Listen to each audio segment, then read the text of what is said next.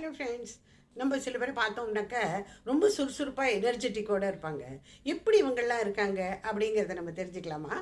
ஒரு 5 வித ஃபுட் இருக்குது. இது நீங்கள் உங்களோட டயட்டில் டெய்லி நீங்கள் இன்க்ளூட் பண்ணிட்டீங்கன்னா நீங்களும் ஒரு சுறுசுறுப்பு திலகமாக தான் இருப்பீங்க. நம்பர் 1 என்னன்னு பார்த்தீங்கன்னா தயிர். ஒரு பவுல் ஆஃப் கர்டு, ஒரு ஒரு கப்பு தயிர் சாப்பிட்டு பாருங்களேன், நல்ல சுறுசுறுப்பாக இருப்பீங்க. அடுத்தது பார்த்தீங்கன்னாக்கா ஓட்ஸு எந்த ஃபார்மில் வேணாலும் சாப்பிட்டுக்கலாம். உங்களுக்கு எது பிடிச்சிருக்கோ அது மாதிரி ஓவர் நைட் ஓட்ஸாக இருக்கலாம், ஓட்ஸ் கஞ்சி, ஓட்ஸ் தோசை, எப்படி வேணாலும் சாப்பிடுங்க. நான் ஓட்ஸை இன்க்ளூட் பண்ணிக்கோங்க. அடுத்தது பார்த்தீங்கன்னா பனானா.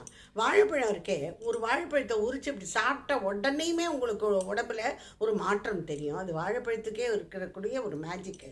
அடுத்தது பார்த்தீங்கன்னாக்கா ப்ரௌன் ரைஸ் அவ்வளோ நல்லது உடம்புக்கு. இது கஞ்சியாகவும் சாப்பிடலாம், சாதமாகவும் வடித்து சாப்பிடலாம், எப்படி வேணாலும் சாப்பிட்டுக்கலாம்.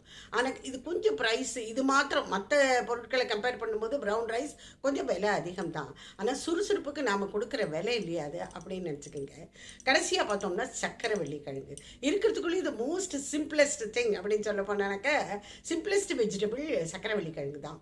இதை நீங்கள் உங்களோட டயட்டில் இன்க்ளூட் பண்ணிக்க. சூப்பாக பண்ணி சாப்பிடலாம், சப்ஜியாக பண்ணி சாப்பிடலாம், எப்படி வேணாலும் உங்களுக்கு எது பிடிச்சிருக்கோ அது சாப்பிட்டு பாருங்கள். சக்கரவள்ளி கிழங்கு வெறும் நன்மை தான் தரும். ஸோ இந்த 5 வித ஃபுட்டுகளையும் உங்களோட டயட்டில் நீங்கள் இன்க்ளூட் பண்ணிட்டா நீங்கள் தான் சுறுசுறுப்பு.